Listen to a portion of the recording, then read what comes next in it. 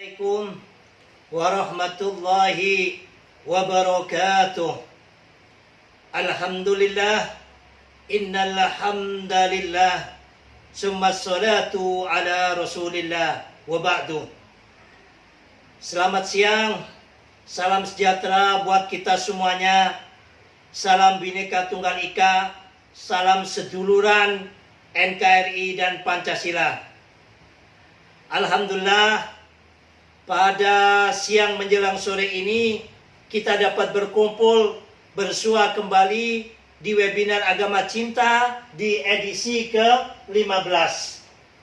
Yang mana dalam edisi ini kami mengambil tema kondisi keadaan bangsa saat ini, yaitu dengan kepulangan dari salah satu yang katanya tokoh, dan dari kepulangan tersebut banyak menimbulkan pro kontra sehingga timbul kegaduhan di Indonesia ini.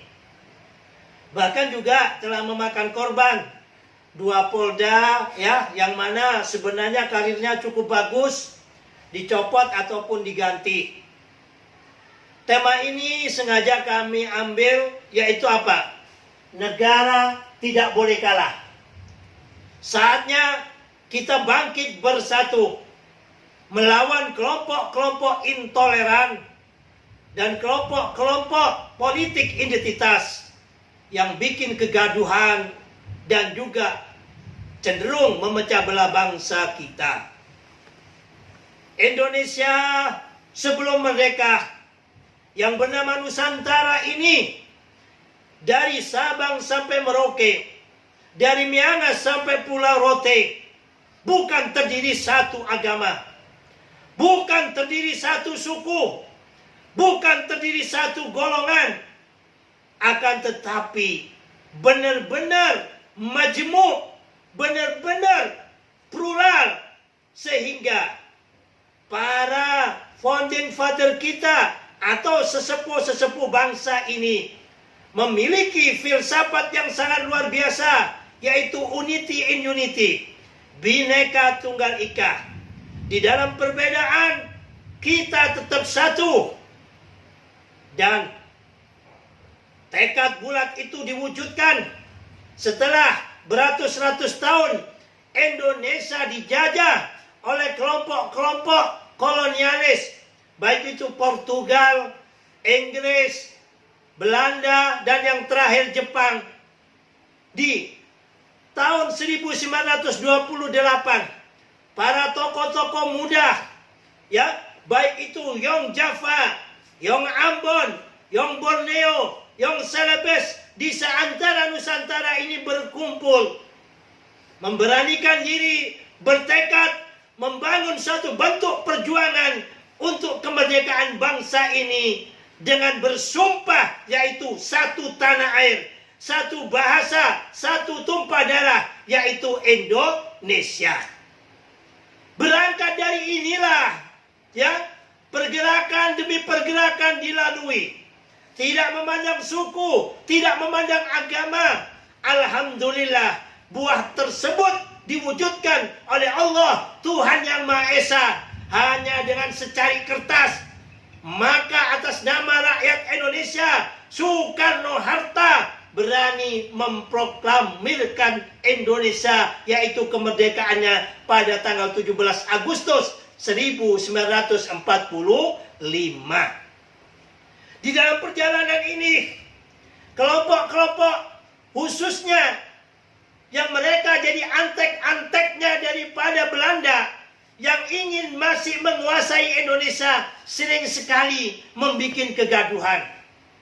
Dan tepatnya tanggal 19 September, pemuda-pemuda Surabaya, arek-arek Surabaya, melihat masih berkibar bendera merah putih biru di Hotel Yamato, maka marahlah arek-arek Surabaya ini. Disobeklah bendera merah putih biru, merah putihnya yang dikibarkan kembali. Di situ marah kelompok-kelompok Belanda yang masih bercokol di Indonesia, khususnya di Surabaya ini, memanggil serdadu-serdadu kompeni mereka, yaitu Nika, menyerang Indonesia kembali melalui jalur timur, yaitu di Surabaya. Presiden Soekarno bisa melihat kedatangan tentara-tentara ini, datang sowan kepada ulama yang paling sepuh saat itu, Hadratus Syekh Kiai Haji Hasyim Asy'ari, minta fatwa, minta pendapat, hingga lahirlah resolusi jihad ini. Dengan resolusi jihad ini, ya, bukan kemauan daripada warga NU, bukan kemauan dari rakyat biasa, akan tetapi seperti Sayyidina Abu Bakar di saat memerangi orang-orang yang tidak mau zakat, bukan dirinya secara pribadi, tetapi sebagai khalifah saat itu. Begitu juga para laskar-laskar NU, laskar-laskar jihad, laskar-laskar fisabilillah, berani rawe-rawe rantas, malang-malang putung, karena atas perintah Pak Karno yang saat itu menjabat sebagai presiden. Kalau saat ini warga masyarakat NU melihat kegaduhan demi kegaduhan, bukannya masyarakat NU ini muak, sangat muak. Masyarakat NU ini melalui akidah ahli sunnah wal jamaahnya tidak mau membuat keonaran, apalagi melakukan bughat ataupun kudeta. Haram hukumnya di dalam akidah ahli sunnah wal jamaah. Masyarakat muslim yang berakidah ahli sunnah wal jamaah, apabila menasihati pemimpin, itu dengan cara yang halus, dengan cara yang lembut, dipanggil tangannya kalau memang kenal, dibisikin jangan sampai terdengar orang lain. Dan apabila tidak bisa sampai kita ke istana, ya, ditulis surat atau kita doakan. Karena apa? Di dalam akidah ahli sunnah wal jamaah, bughat itu haram, kudeta itu haram. Apalagi kita telah bersepakat mendirikan negara Pancasila ini dengan demokrasinya. Kalau jika sekiranya ada yang tidak setuju dengan Presiden Jokowi, karena ini pilihan politik, silakan hendaklah bersabar, tunggu 2024, baru Pilpres kemarin, sudah saat ini bikin kegaduhan. Mau dibawa kemana bangsa dan negara ini? Apalagi yang digunakan oleh para elit-elit politik itu adalah tokoh agama. Maka seperti kata Sayyid Muhammad Abduh, al-Islamu mahjubun bil muslimin. Hancurnya Islam itu dari umat Islam sendiri. Karena apa? Karena kebodohannya. Karena apa? Karena ambisinya. Maka dari itu, kami selaku umat Islam melihat kondisi yang ada, bagaimana penjemputan di bandara, yang mana protokol kesehatan negara menghentikan semua pembiayaan pada kenegaraan ini, baik perbaikan jalan, infrastruktur, dan lain sebagainya, semua dihentikan demi untuk menanggulangi pandemi yang mendunia, yaitu adanya pandemi COVID-19. Tetapi kita melihat bagaimana penjemputan itu, masyarakat berjumlah ribuan tanpa adanya protokol kesehatan. Begitu juga mengadakan perayaan-perayaan keagamaan yang mana protokol kesehatan diabaikan. Sementara kita adalah umat Islam yang mayoritas di Indonesia ini.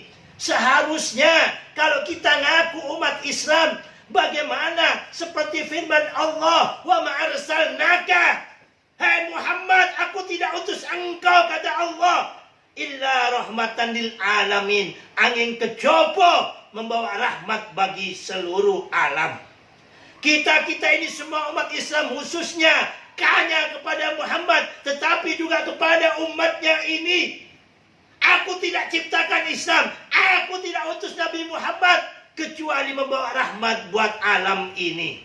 Ingat, buat alam. Jadi kehadiran umat Islam itu adalah sebagai payung, memayungi siapa saja yang berada di sekitar kita. Bukan karena kita mayoritas, mentang-mentang seakan-akan kita yang paling hebat, kita yang paling kuasa, kita yang paling banyak. Apalagi mereka itu mengaku-ngaku turunan Nabi. Hendaklah apa yang difirmankan oleh Allah, laqad kana lakum fi rasulillahi uswatun hasanah.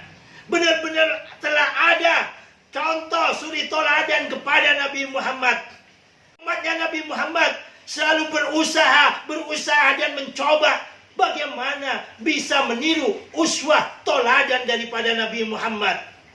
Apalagi bagi mereka yang mengaku anak turunannya Nabi, tetapi uswah, contoh, teladan tidak diberikan. Sesungguhnya, wallahi yatahakam bihada. Demi Allah, Allah akan menghukum kalian orang-orang yang mengaku turunan Nabi Muhammad. Tetapi teladan Nabi Muhammad tidak kalian tunjukkan. Ini sungguh-sungguh membuat malu umat Islam. Membuat nangis Kanjeng Rasulullah. Nabi Muhammad adalah azizun, Nabi yang sangat lembut, tidak pernah dendam, bahkan diludahi oleh orang yang mana yang meludahi itu sakit, datang menjenguk paling awal, dilemparin di Taif, di saat berdakwah sampai berdarah pelipisnya, datang Nabi dia malaikat Jibril, ya Muhammad, aku sedih melihat engkau sampai tercucur darah begitu. Maka mintalah kepada Allah apa yang kau minta kalau perlu. Ya, gunung Uhud ini aku jatuhkan kepada orang-orang Taif yang telah melemparimu. Apa jawaban Nabi Muhammad? Subhanallah. Nabi Muhammad menjawab, karena ini bukan media dakwah Islam, jadi Gus langsung terjemahkan artinya saja. Allah mahdi qaumi innahum la ya'lamun. Apa jawaban Nabi Muhammad? Ya Allah, ampunilah mereka. Berikanlah petunjuk kepada mereka. Mereka melakukan itu karena mereka belum tahu, ya Allah. Jangan kau adab mereka, ya Allah, karena ketidaktahuannya. Subhanallah. Inilah keluhuran, budi luhur, akhlak mulia yang dimiliki oleh Nabi Muhammad Rasulullah Sallallahu Alaihi Wasallam.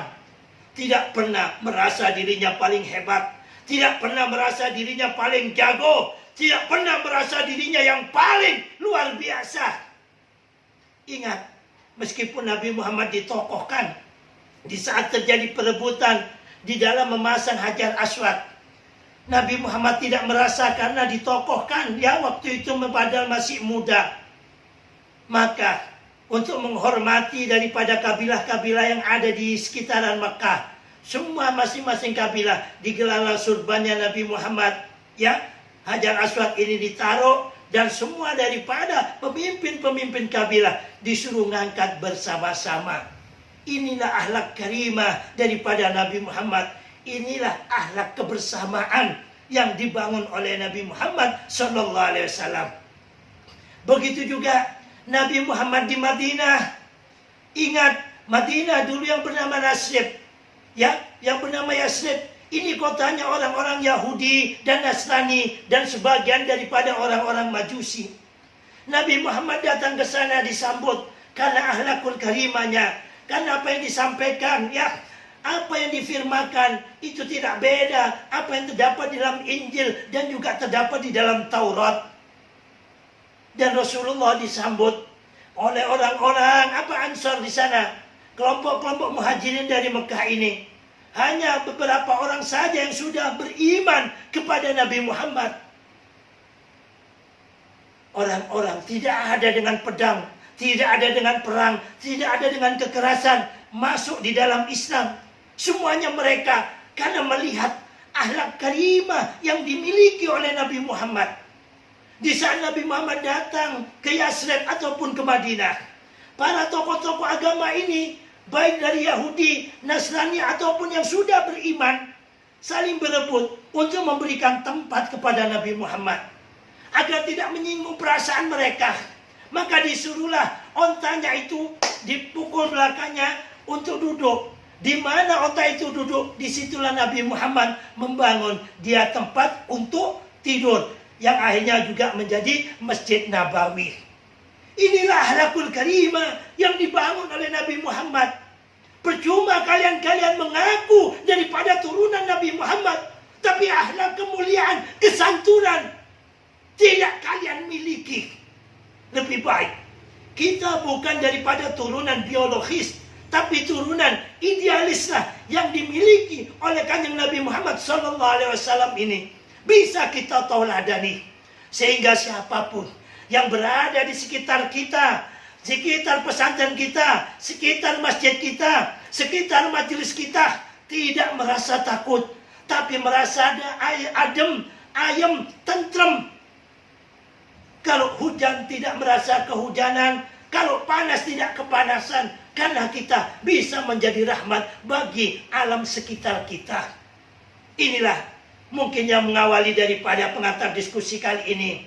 Sesungguhnya Gus saat ini melihat keadaan yang ada, benar-benar marah sebenarnya. Karena kami koordinator agama cinta, maka kemarahan ini bukan kemarahan karena kebencian. Kemarahan ini karena cinta kasih kami yang luar biasa kepada Indonesia yang telah dibangun oleh founding father kita. Ini ada kelompok ya yang mengatasnamakan agama, yang berjubah, yang bertopengkan ketokohan agama, menghilangkan semua protokol-protokol kesehatan.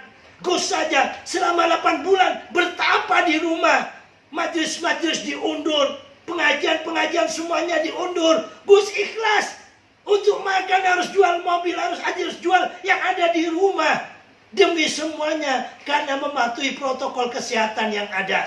Sementara ini ada toko baru datang, semua protokol kesehatan seakan-akan ditiadakan begitu saja. Fitnah, caci maki terhadap pemimpin yang sah. Saat ini bukan lagi, tidak ada lagi relawan Jokowi atau bukan. Yang ada, kita mendukung Presiden Jokowi adalah karena mendukung konstitusional yang sah di Indonesia ini. Mudah-mudahan melalui webinar ini kita semuanya, ya, masyarakat umat Islam khususnya, ayo mari kita satukan barisan kita. Kita kompak bersama, ya, kita dukung pemerintahan Presiden Jokowi. Bukan karena kita relawan atau tidak, tapi karena Presiden Jokowi ini adalah ulil amri minkum, yang diperintahkan oleh Allah, ati'ullah wa ati'ur rasul wa ulil amri minkum. Pemerintahan yang sah kita dukung. Kita dukung TNI dan Polri sepenuhnya untuk menciptakan kondisi yang kondusif, yang adem, yang ayem. Silakan Bapak TNI dan Polri, siapapun yang bikin kegaduhan buat bangsa dan negara ini, ya, silakan diambil. Tidak ada di dalam pemerintahan Presiden Jokowi ini mengkriminalisasi ulama, tidak ada. Yang ada karena orang tersebut melakukan tindakan kriminal, maka jadikan hukum sebagai panglimanya, sehingga siapapun, ya, apabila bersalah di mata hukum, tidak pandang itu ulama, tidak pandang itu bante, tidak pandang itu bedanda, tidak pandang itu biksu, tidak pandang itu romo maupun pendeta, ataupun ulama, ataupun habib. Kalau memang melanggar daripada hukum-hukum yang berlaku di Indonesia, maka harus ditindak tegas. Sehingga panglima dapat dijadikan hukum. Kalau panglima kalau hukum dijadikan panglima, maka ketertiban, keademan, keayeman, ketentraman pada bangsa dan negara ini ada. Sehingga terwujudlah cita-cita luhur founding father kita, yaitu keadilan sosial bagi seluruh rakyat Indonesia tanpa adanya diskriminasi syarat. Demikian dari kami, mari sama-sama kita ikuti webinar Agama Cinta edisi ke-15 ini sampai akhir supaya tidak gagal paham, yang mana kita hadirkan para narasumber yang sangat luar biasa, yang sangat pakar dalam bidang dan ahlinya. Demikian dari kami, salam merah putih, salam Pancasila, salam Bhinneka Tunggal Ika. Allahu Akbar, Allahu Akbar, merdeka. Assalamualaikum warahmatullahi wabarakatuh.